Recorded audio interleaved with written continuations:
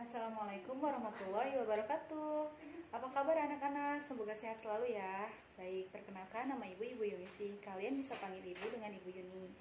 Nah, pada masa pandemi ini jangan lupa untuk sering-sering mencuci tangan, memakai masker dan menjaga jarak serta menjaga kebersihan ya, agar kita terhindar dari segala macam penyakit dan wabah. Baik, sebelum pembelajaran dimulai, alangkah lebih baiknya kita berdoa menurut kepercayaan masing-masing, agar kita diberi kelancaran dalam melaksanakan pembelajaran dan ilmu yang didapat dapat bermanfaat. Baiklah, berdoa dimulai. Berdoa selesai. Untuk membangkitkan semangat belajar pada hari ini, Ibu ingin anak-anak mengangkat sebelah tangan kanan sambil bilang semangat, semangat, semangat. Baik, kita ulang ya. Semangat, semangat, semangat. Nah, walaupun pembelajaran kali ini dilaksanakan dengan daring karena mengingat adanya wabah yang belum dapat teratasi, tapi kita nggak boleh patah semangat ya. Kalian harus tetap semangat. Nah, ada yang masih ingat gak materi yang dibahas sebelumnya? Ya benar, yaitu tentang menganalisis kasus pelanggaran hak dan pengingkaran kewajiban. Oke baik, kita langsung masuk ke materi kali ini yang akan kita bahas dan akan kita kupas. Nah, pada materi kali ini Ibu akan memberitahu KD yang akan kita bahas, yaitu tentang peran Indonesia dalam hubungan internasional. Poin materi yang akan Ibu bahas adalah peran Indonesia dalam hubungan internasional. Ada yang tahu sebenarnya peran Indonesia dalam hubungan internasional itu apa? Oke baik, sekalian kita bahas dan sekalian kita jelaskan. Ibu akan menjelaskan secara umum hubungan internasional diartikan sebagai hubungan yang bersifat global yang meliputi hubungan yang terjadi dengan batas-batas ketatanegaraan. Komponen-komponen yang harus ada dalam hubungan internasional yaitu yang pertama, politik internasional, yang kedua ada studi tentang peristiwa internasional, dan yang ketiga ada hukum internasional. Yang keempat, ada organisasi administrasi internasional. Apa sih pentingnya hubungan internasional bagi Indonesia? Ada banyak sekali pentingnya, banyak sekali manfaatnya tentang sejarah kemerdekaan Indonesia contohnya. Apa sih? Kok Ibu bisa menyambungkan tentang sejarah internasional? Baik, kita bahas.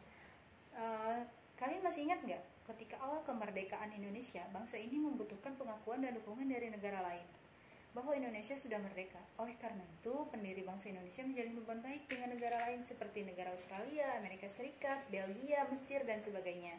Alhasil, kita sebagai bangsa Indonesia dapat diakui kemerdekaannya.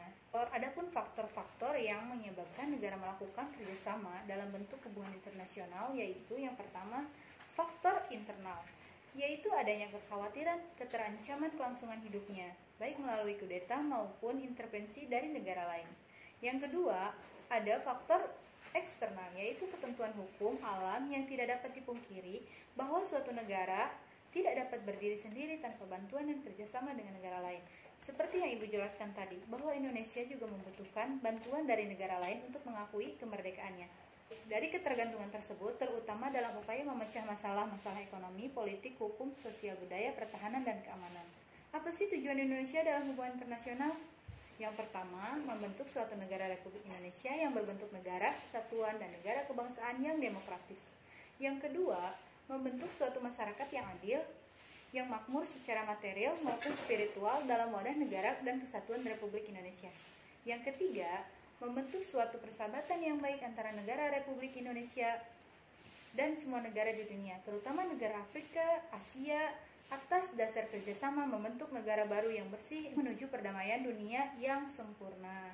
Yang ketiga, mempertahankan kemerdekaan bangsa dan menjaga keselamatan negara. Nah, mempertahankan keamanan bangsa ini kita juga perlu. Karena apa? Karena Indonesia sangat sekali memerlukan bantuan dari negara lain dalam bidang pertahanan, dalam bidang politik, sosial, dan budaya tersebut. Supaya apa? Supaya kita tentram dan damai. Karena Indonesia tidak memiliki bantuan dari negara lain, mungkin kita akan terjadi perang dunia lagi. Nah, setelah kemerdekaan ini, kalian juga harus rajin-rajin ya untuk bela negara, untuk menyayangi negara Indonesia ini. Karena kita tuh enak banget hidup udah merdeka gitu kan. Oke, baik. Anak-anak, Ibu cukupkan untuk materi kali ini, dan untuk minggu depan silahkan kalian cermati dan baca kembali materi di halaman 45. Semoga ilmu pembelajaran kali ini dapat bermanfaat dan dapat dipahami bagi kita semua ya. Baik, wassalamualaikum warahmatullahi wabarakatuh.